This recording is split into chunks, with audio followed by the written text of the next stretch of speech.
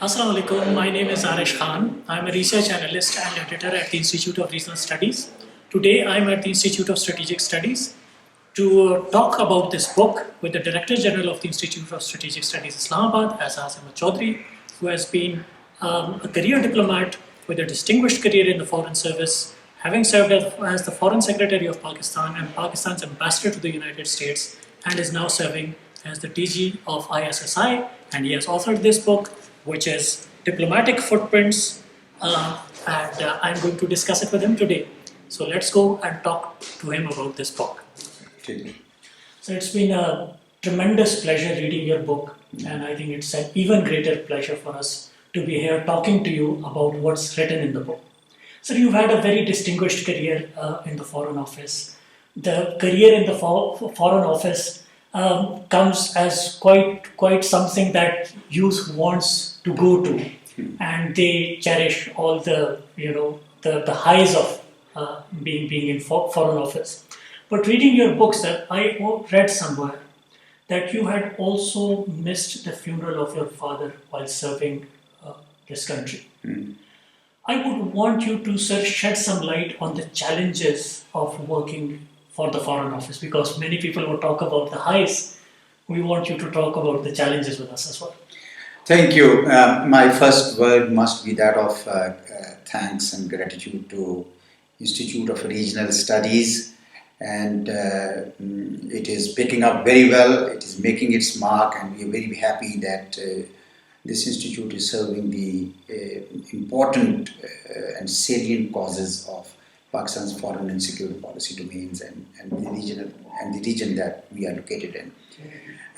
The book is a tribute to the many wonderful people that intersected my life, to the enormous opportunities that the diplomatic career provided to me to serve my country, to serve the very cause for which our country was created. So it has been a truly a great distinction, personal privilege to pen down my experiences. The obvious audience is the youngsters and youth of Pakistan, as you rightly remarked initially. I believe we owe it to posterity, we owe it to our next generation to pen down our experiences so that they can lead and learn, and the country as a whole. Any nation which spends time on reading and writing has in the history has proven to surge ahead. And I think in that sense, I believe anyone and everyone who's interested in a career in international relations would find this book a useful reading. You rightly described that many of youngsters aspire to join the Foreign Service, and I too did. Honestly, when my father, late father, Allah bless his soul, advised me to join this, I did not know much about the civil services, except for the Foreign Service, because there is a certain glamour attached to it, and we all fall for it. But I want to tell you that if I were to relive my life, I'll probably again choose this career. It is an enormous opportunity that your nation provides to you to not only serve your country, but also to learn and empower yourself. The opportunities that it throws your way, a clean life that it offers to you, I think it has no parallel. And therefore, I was very happy. But you are absolutely right that it has its lows. If it has everything which has highs also has its lows. And the lows are, one, that your family life suffers because you move within a country, you move from one city to the other city. Schools basically are the same, the curricula is the same, children, environment, everything. But when you move from country to country, if you're moving from continent to continent, then your entire family life also suffers. But more importantly, there are challenges. There are challenges that you have that you have to be very, very discreet and careful, because any word that you speak would hurt the interests of your country, because if you misrepresent any facts, that will also hurt the interests of your country. So you have to be careful and not only in your conduct, but also in the way you speak. And the reverse is also true, because if you articulate your country's interests well, then everyone is going to say, oh, Pakistan means well. But if you don't articulate it well, then they might carry some wrong ideas with them, which will not be a service to the nation. So, with this enormous opportunity comes a responsibility. Responsibility to deliver the results that this country expects from a diplomat. So you mentioned about the professional aspect of working in the Foreign Office. Your first assignment abroad was in Doha, as you've mentioned in the book that is lying right behind you. In that portion of the book, you have talked about underutilization of Pakistani diasporas abroad.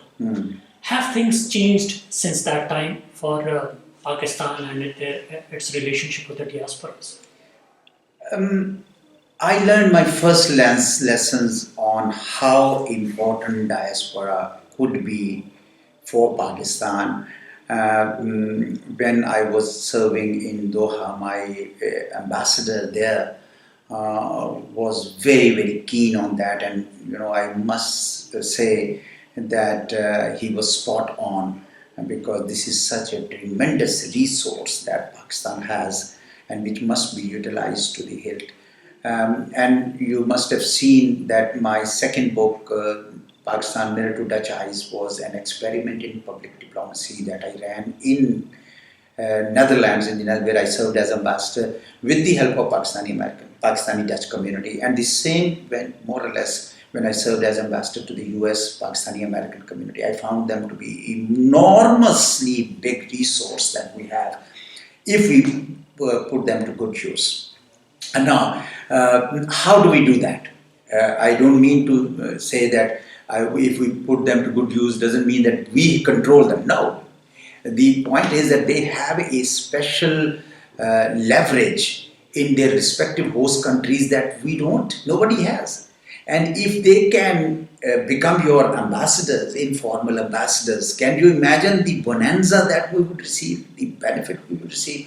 So it is in that context, I believe, that we need to be a bit more systematic in our approaches to utilizing the enormous potential that the diaspora reflects and represents. And for that, we have made some progress, but I would say only modest progress. I'll be very realistic with you, candid with you. I think there is a long way to go.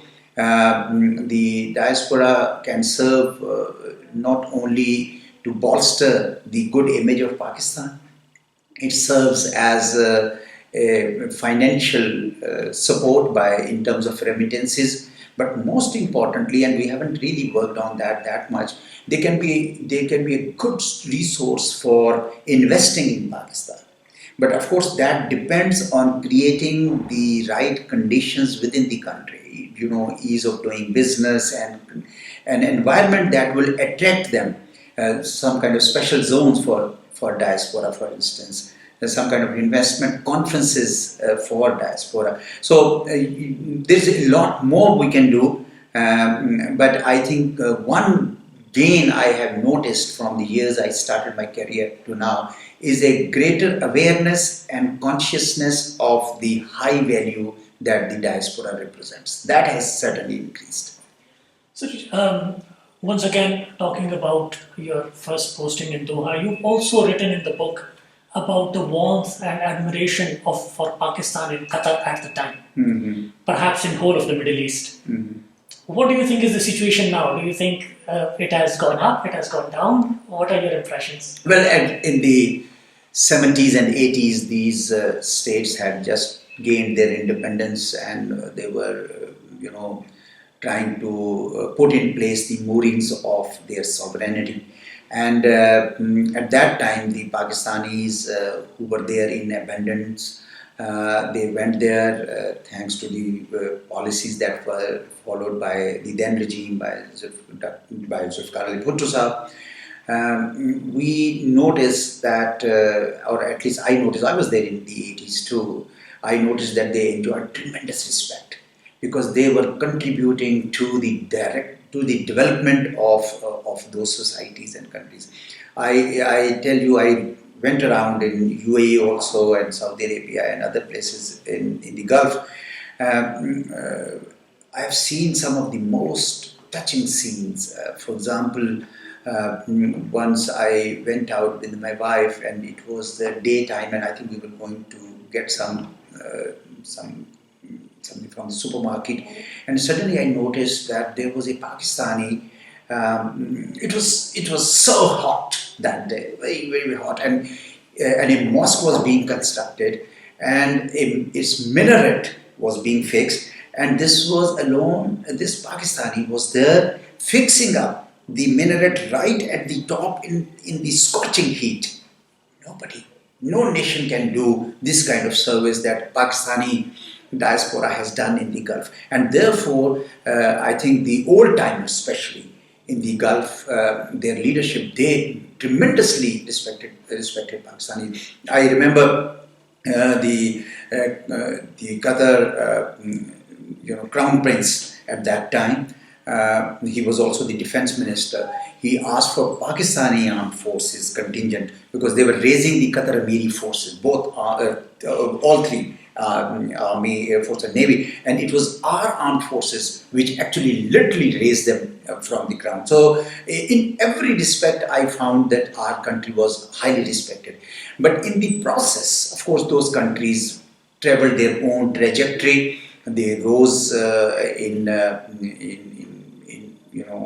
making their country more more prosperous. In Pakistan also, we lost some of our leverages since that time, mainly because we did not do that well on the economic scene as was expected of us. We were following a very high trajectory in the 60s and even in 70s, but somehow we did not maintain that trajectory. So that lost some of our leverage there.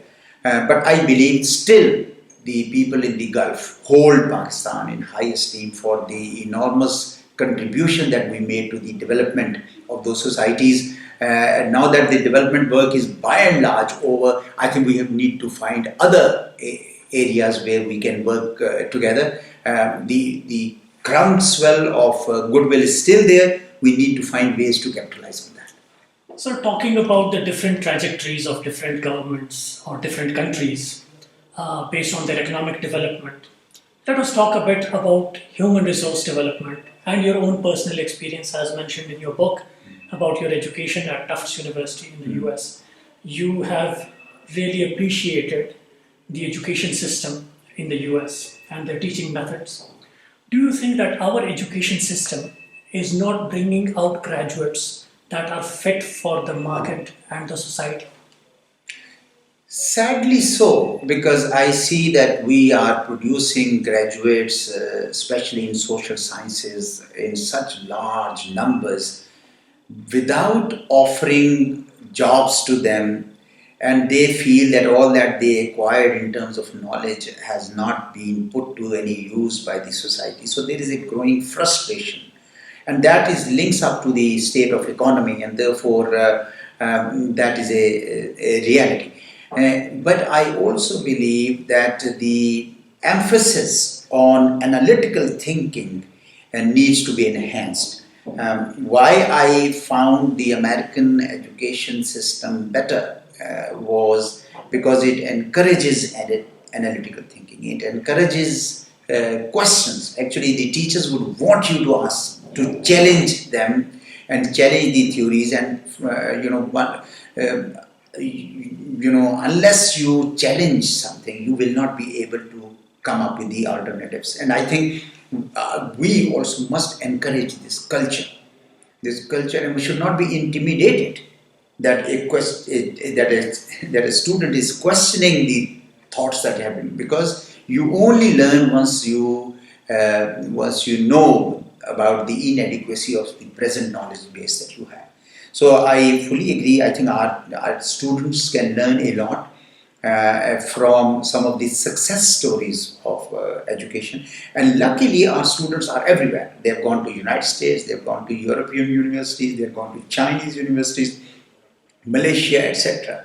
But remember, there was a time when I was growing up in the 60s and 70s, there was a time that our universities were the most attractive destinations for students from East Asia, from Africa, and from Middle East. I personally know it firsthand, and therefore we got to revive the glory in the academic field that we missed, and that can only happen if we attach due importance to the education, and then then integrating that education with the development processes of the country, so that anyone who graduates is able to become a useful member of the society in terms of productivity. So what do you think is the main cause for the degeneration of the university education?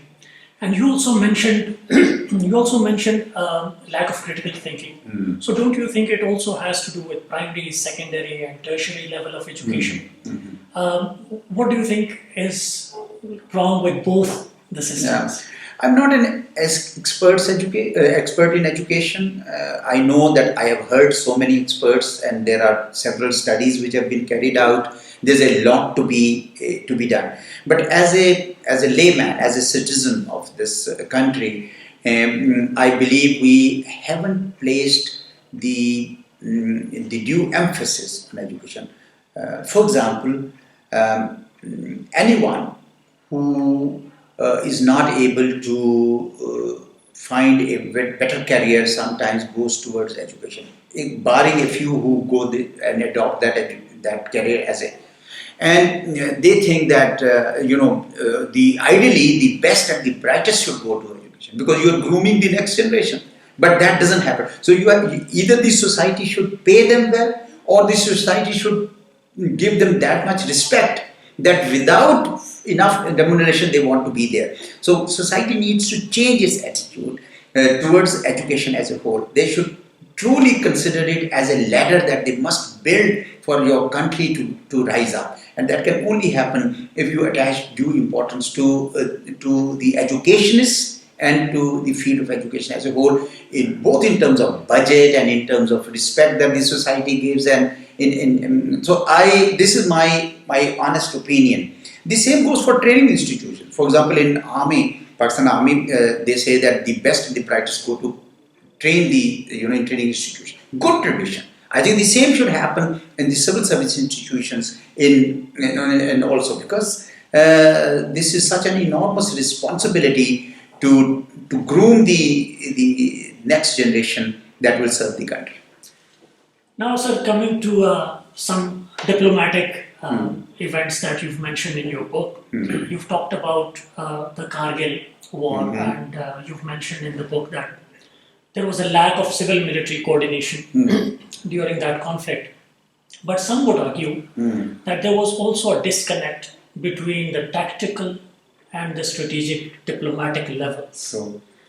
So what would be your response to this argument? I was in Islamabad when Lahore peace process was happening. At that time, we did not know that the Kargil operation was already underway. It was a secret operation. And in April, I moved to the United States in our embassy in Washington, D.C. as a political counselor. And in May, the word started coming out that there is some skirmishes going on in the mountains of Kargil, and we began to learn more about it.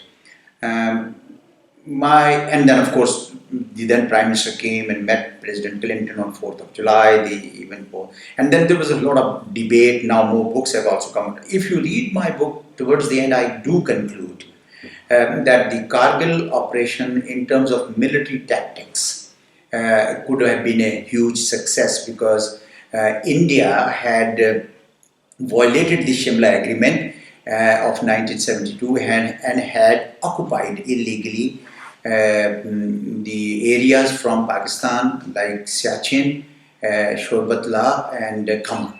And it was within our right to take back some of the heights that India had occupied from us, and therefore, in terms of military strategy, it made sense.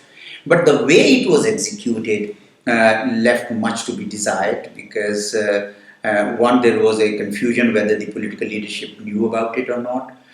Second, the other arms of Pakistan Armed Forces also did not know about it.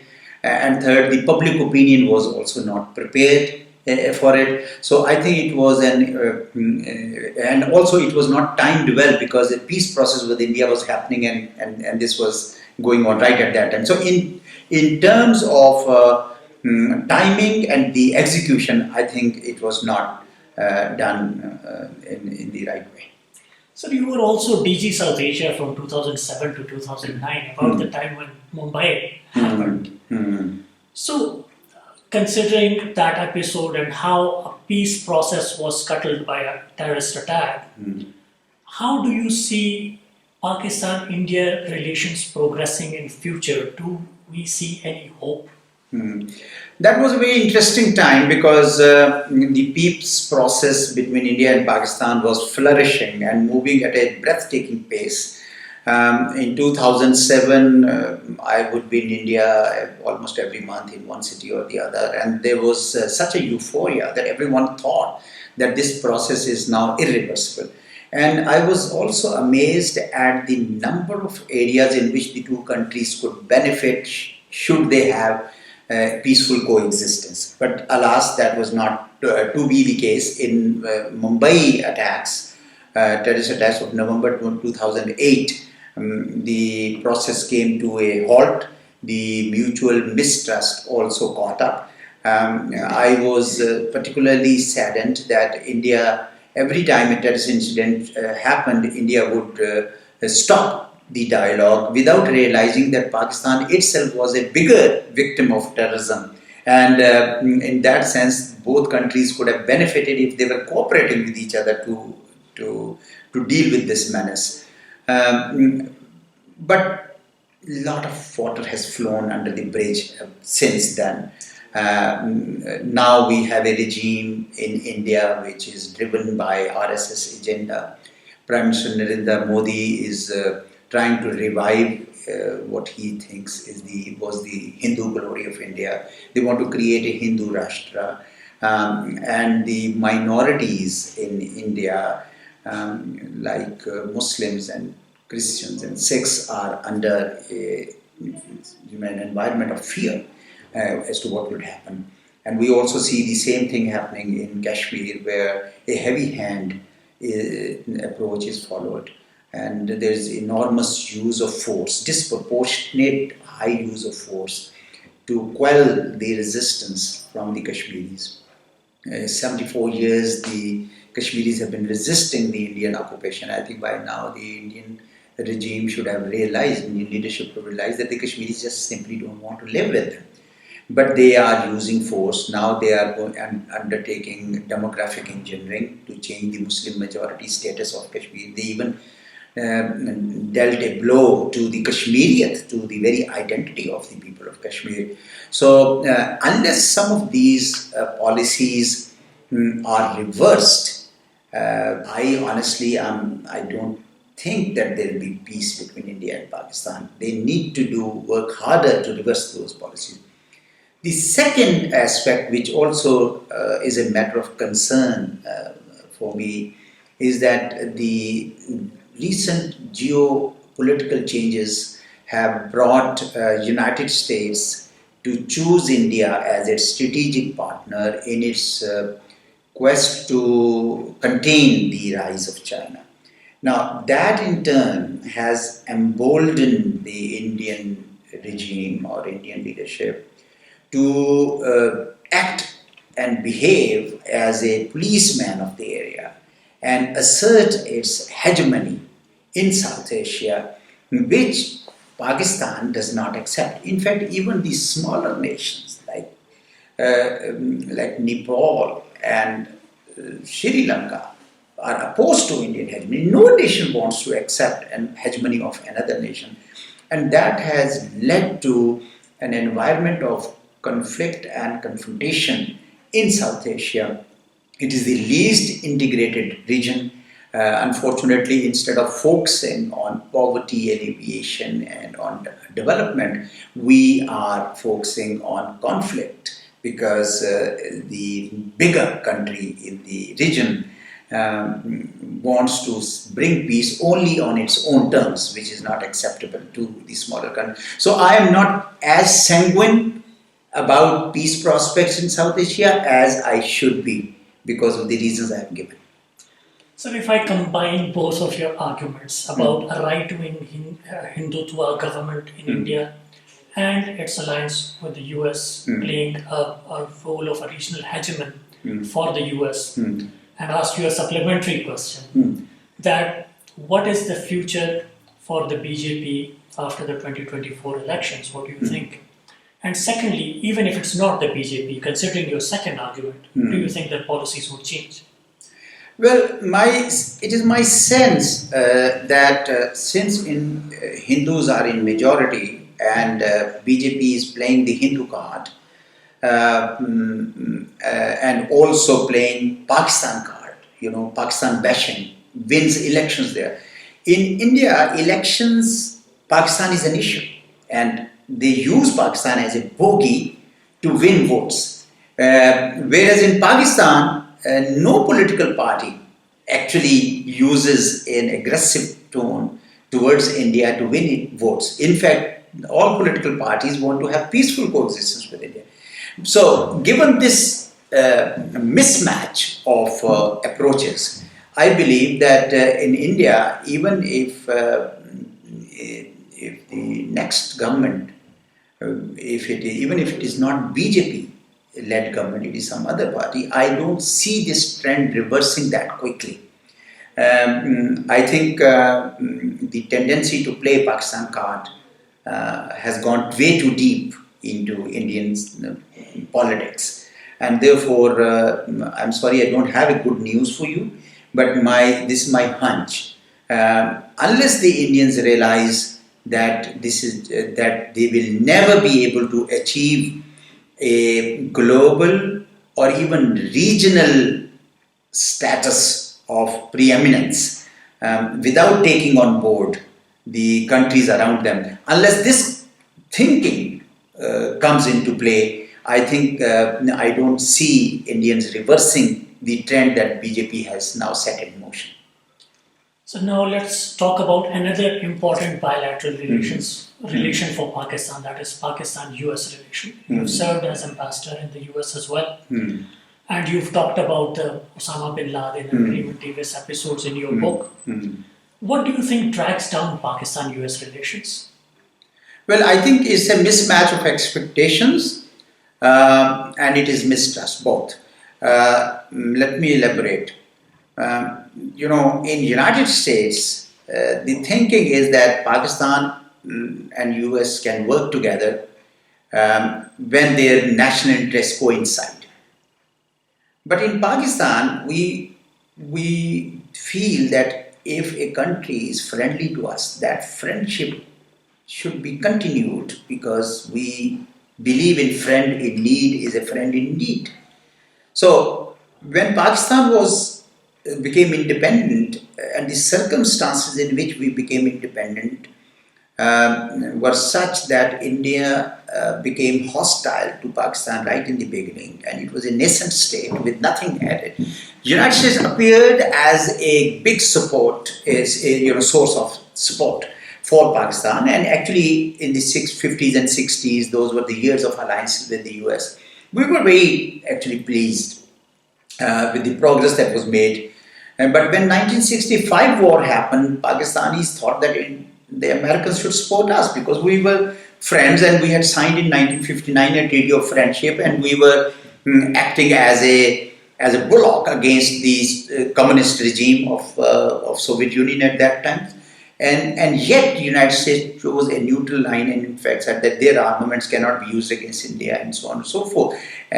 So I think the the expectations of the people of Pakistan got a big blow there, and they thought that the United States is not a reliable friend. Now that cycle has continued.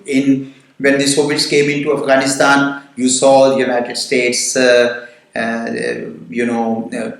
partnering with Pakistan to evict the Soviets. But as soon as the Soviets left Afghanistan, again the United States chose to sanction Pakistan in 1990. So that means that this cycle continued, and then came 9/11, and once again Pakistan and the United States became partners in the global war against terror. And once the United States was able to achieve some of its results there, you saw that the relationship was no longer warm. So this roller coaster relationship, this highs and lows, has really not allowed a broad-based relationship to develop between government to government. But I might add here a different angle that I take in my dispositions.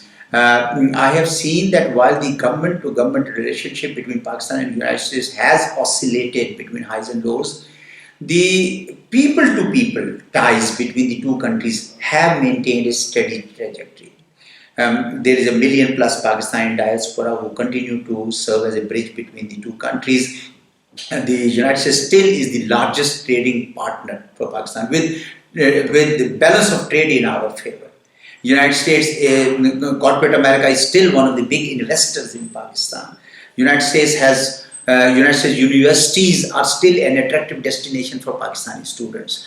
The US has invested in the field of agriculture, in producing new crops and varieties. We have worked together in countering terrorism. We are still working together in Afghanistan, bringing peace there. So there are a number of areas in which the people-to-people contacts have continued over the years. So that gives me hope and confidence that this relationship, it is so important that it should not be let go. And that is why you see that even in the age when US and China are engaged in a competition, strategic competition, the leadership of Pakistan believes that we want to have good relations with China, of course, very good relations, but we also want to have good relations with the United States. We don't want to create an enemy out of the United States because of all these linkages that I explained to you in terms of people-to-people contacts between the two. I think the people-to-people is a very, very pertinent point. Yeah. And if you still think that the expectations of the US from Pakistan are unrealistic, what would your advice be to the US government to perhaps capitalize on the people-to-people, or anything that they need to expect differently from Pakistan? I think both sides have expectations. Our expectation from the United States is that you should not act like an opportunistic approach, that we come together only when the United States needs Pakistan to serve a particular cause. That's why we call it transactional. That's what we call it as transactional, and that's why the alternative is broad-based relationship, because the broad-based relationship exists at PP2P level. So therefore our leadership continues to harp on this theme of a broad-based G2G relationship, because that must complement the broad-based P2P relationship. And that's our expectation. The United States also has some expectations from us, by the way. And therefore, we must be mindful of that. I think the United States expects Pakistan to work with it on certain aspects. For example, on the challenges that they face. Recently, they had a monumental challenge of bringing peace to Afghanistan. And the United States was expecting that Pakistan would deliver peace to them. That was an unrealistic expectation, because we were constantly telling them that we do not hold the key there. The key to Afghanistan is respecting the sovereignty and independence of the people of the country of Afghanistan, and respecting the wishes of the Afghan people to govern themselves in the way they want to govern themselves. You don't want to reimagine Afghanistan in the image of a Western liberal democracy. because you can't do that. But the United States somewhere shifted the goalpost from making Afghanistan, a kind of democratic state, rather than focusing on eliminating Al Qaeda. After eliminating Al Qaeda, I think its objectives were served. But somehow our expectation, their expectation. Similarly, we don't expect them to make us a battleground for their competition with China. But the United States expects that Pakistan should stand with them and wean away from China, which we cannot meet those. So both sides are not able to meet each other's expectations. That's what I meant by mismatch of expectations that both sides have. So since you've brought up Afghanistan, and you've talked about Afghanistan in the book as well, about the first time in government. Yeah. Do you think right now it's a wise approach to wait and see, to not recognize the Taliban government, and our policy toward Afghanistan is on the right track? I think so, and I tell you why. I think the primary concern for Pakistan, as indeed for all other neighbors, should be the ordinary Afghans who need peace and who need stability. They have suffered from war for the last 4 decades. Enough. I think they need peace. So more than anything that we expect from the Afghans to deliver to us, more than the politics attached to that, I think what the world community now must realize is that you need to create an environment which brings peace and stability in Afghanistan. And that should be that's why humanitarian assistance, that's why we believe that all neighboring countries should work together to help consolidate peace in Afghanistan. Now, when Afghanistan was being ruled by Hamid Karzai or by Ashraf Ghani, Pakistan extended full support. Now today there is a Taliban regime, Pakistan extends full support. We believe that whoever is in power in Afghanistan should enjoy our support because we want peace in Afghanistan, because we want the welfare of the ordinary Afghans. That said, the question of recognition has politics to it and legality to it. Legality because there is a 1267 regime of the United Nations which still regards many of the Taliban as terrorist entity, and therefore that legal hurdle must be eliminated. I think Pakistan, China, Russia, etc. should talk to the US that we should delist them, and it was also part of the agreement that the Taliban and the US had signed in February of 2020 that they will be delisted. So this will remove that legal hitch. And the second is that there are certain expectations that people have from the Taliban, that they would have an inclusive government, that they would respect the human rights of the Afghan people, especially the women's rights, and that they will not allow any terrorist entity to use Afghan soil against any other country. And that includes, by the way, TTP and BLA, which have brought a lot of hurt to the people of Pakistan. So I think all regional countries want to coordinate their position and want to accord recognition once the Taliban are also able to meet those expectations. And in the meanwhile, I think they also want to help, extend their help in terms of technical governance and financial governance of the country. I think we don't agree with the economic coercive approach against them because we believe that if that is followed, the Taliban government could also fall, and there will be a political vacuum, and all that those inimical forces of terrorism will be ascendant once again, plunging the entire country into civil war and also the whole region into instability. Not a good bargain. And that's why I think the approach that our government has followed to convince the Americans that they should stay engaged with the Afghans to bring peace and stability to Afghanistan, that all the regional countries should work together to deal with the Afghan, to engage with the Taliban regime. But recognition is a political and a legal question for which I think the time has not yet arrived. So that's my position also, and advice that we should wait. So let's talk about your current assignment, and that is Director General of the Institute of Strategic Studies, Islamabad, which is a think tank. And in your book, you've also mentioned a little about your current assignment, and in that, you've discussed the importance of narratives in world politics. So, don't you think that the think tanks should ideally be doing or giving research-based inputs rather than design or disseminate narratives? Yeah, they should do both because sometimes when a narrative, a false narrative is built against Pakistan, merely repudiating that or merely negating that is not enough. You need empirical evidence to counter that.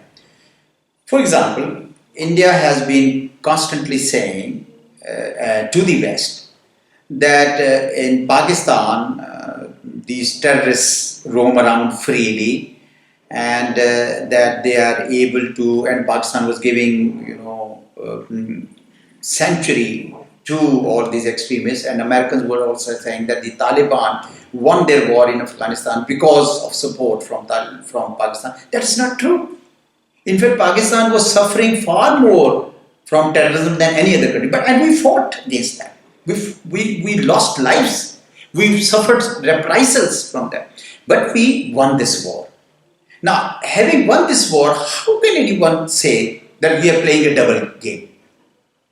There are certain religious extremists, no doubt, like TLP and others. They need to be dealt with. The bulk of the people of Pakistan want them to be handled because they should not be challenging these. But that does not mean that the government of Pakistan is accomplice in sharing their agenda to create instability in other countries. That's a wrong narrative being imposed on us. Therefore, we need to call spade a spade, but we need to do research. We need to find out how did this war start? How was it became an imposed war on Pakistan? Our society was not like that. So I think the think tanks need to do both. They need to do independent research to create alternatives for the policymakers, but they should also counter the negative narratives against Pakistan and also conceive proactively positive narratives of Pakistan which will take the country forward. Remember, the feel-good factor is very important. You can't talk of pessimism all the time. You can't talk of dejection all the time and disappointments all the time. You need hope, and hope will come from the younger generation who are engaged in research and dialogue all the time. And I think the gap between the academic crowd and the researchers and the executive needs to be filled, and that can only be filled if the think tanks play their role. They tell the policymakers what is wrong with what they are doing, and they also tell them that your arguments can be much better articulated like this. I think this is what is beginning to happen in Pakistan. And your institute, IRS, is doing that. Our institute, ISSI, is doing that. And I think many other, there is a mushroom growth of think tanks in Pakistan, which should be a welcome step, because I believe that we are living in an age of narratives. By narratives, you can prove what is false and what is true. You can go either way. You can swing it either way. And I think we should stand for truth. And therefore that can only come out if the think tanks like yours and mine play their role. So you talked about the executive and the role of the bridge that the think tanks can play with the executive. There is also an interesting part in your book about the troubles of the bureaucracies and the way there are many in the bureaucracy who are just coming to the office and going home, and it's lack of motivation and all that. So what would be your advice on under or misutilization of expertise in the government sector? But my sense is that motivation works better than anything else. That's my personal experience. But at the same time, there should be checks. and there should be accountability. We at the Institute of Strategic have designed key performance indicators, rigorous ones. If a researcher does or a worker does any amount of positive work, it can claim some credits for that. So there is a system that we have designed to make sure that their hard work doesn't go waste. But also at the same time, there will be negative marking for those who do not deliver the results or deliver the minimum expectations. I think the bureaucracy has that system. It's not that it doesn't have, but it needs to be implemented. It needs to be implemented. There should be no premium on not working. And there should not be an over punishment and excessive punishment for a decision that you took in good faith, because sometimes I construct a house and we have a design, and once we are constructing we think that this bathroom should not be located here, it's not a good, so you do some course correction, but there is some loss. So when projects are being formulated and bureaucracy is supervising, there will always be certain course corrections, but they should not be penalized for the work that they are doing in good faith. But at the same time, there must be a rigorous system of benchmarking and key performance indicators, because nobody should go scot-free. They need to deliver, and this country needs, I think bureaucracy used to be called, the civil services used to be called by its inventors, the Brits, as the steel frame for whole Indian subcontinent. So therefore I think they have a role to play, and bureaucracy is a product of the rule of law. So they must enforce the rule of law in the country, and then only you will see that our country will continue. I give you examples of two G7 countries, Japan and Italy. Both have enormous political instability. The governments change so often, but their entire infrastructure of civil services and administrative machinery is not politicized. They keep working. So as a result, they are G7 countries. So that, I think we need to have that approach, that bureaucracy should not be politicized. They should continue to impose and implement the rule of law, and you'll see the sky is the limit. So we started the interview with a bit of an advice for the youth, and now we'll end it with another question that is related to an advice for the youth. So in your student life, you were like PF Academy Risalpur, you went to UAT Lahore, then Department of Physics in the QAU, and ended up in the Foreign Services Academy. There was quite an adventurism in your student life, but still you are a high achiever in life and lived your life goal of which you have mentioned in your book on several occasions, to lead a meaningful life and do the work worth doing. Yeah. What's your advice to the youth, keeping in view all this? One of my favorite authors is Stephen Covey. And he has written several books. One is a highly acclaimed book, 7 Habits of Highly Effective People, and then he wrote Do the Right Things and other things. He says that the life should achieve 4 objectives. To live, which means that you have to survive and you have to work to make your kitchen work, and you should have a shelter and everything.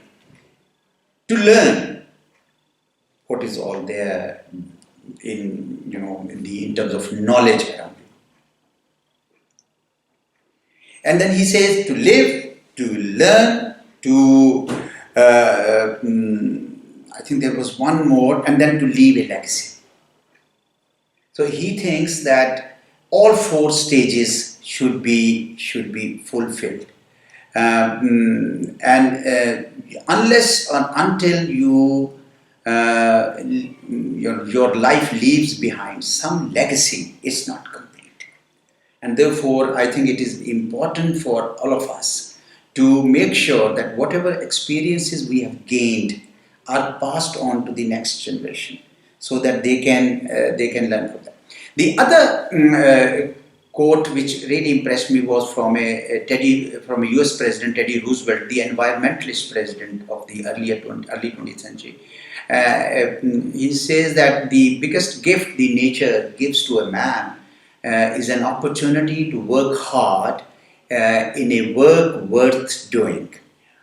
An opportunity to work hard in a work worth doing. So if you are enjoying your work, then you will feel that you are much, much better off than a person who lives but is not able to celebrate success.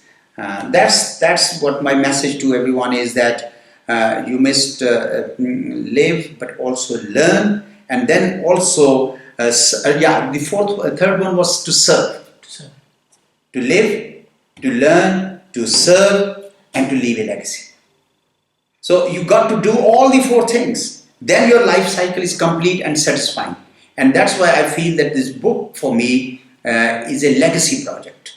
It was not a corporate project. I don't want to make money out of it. No, that's not the intent. The intent is to leave behind thoughts.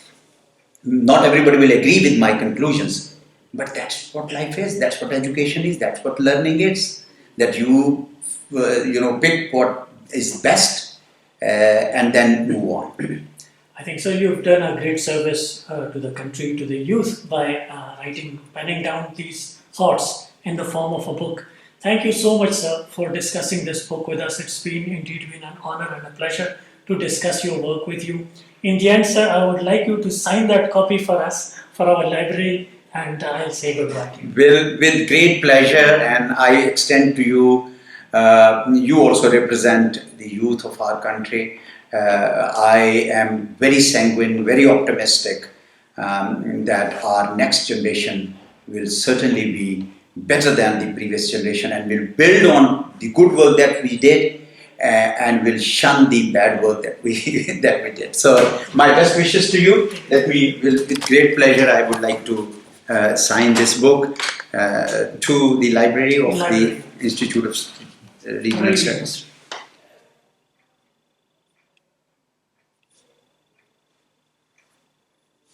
So you can see we have a lot of sticky notes inside the book when we were making this question.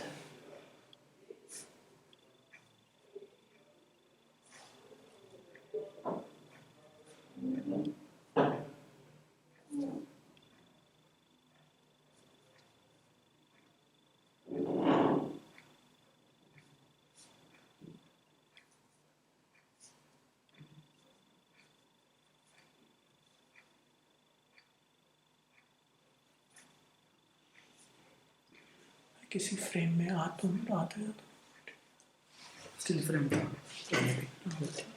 एक frame लगा हुआ, एक ही video one go में गई है। मैं कभी आगे होता था नहीं, बिल्कुल सब तो कोई नहीं तो मेरा एक इंट्रो का शॉट लेना है बाहर, जिसमें मैं ये सुंदर के फोटो मैंने अपना बहुत शुरू में डाला।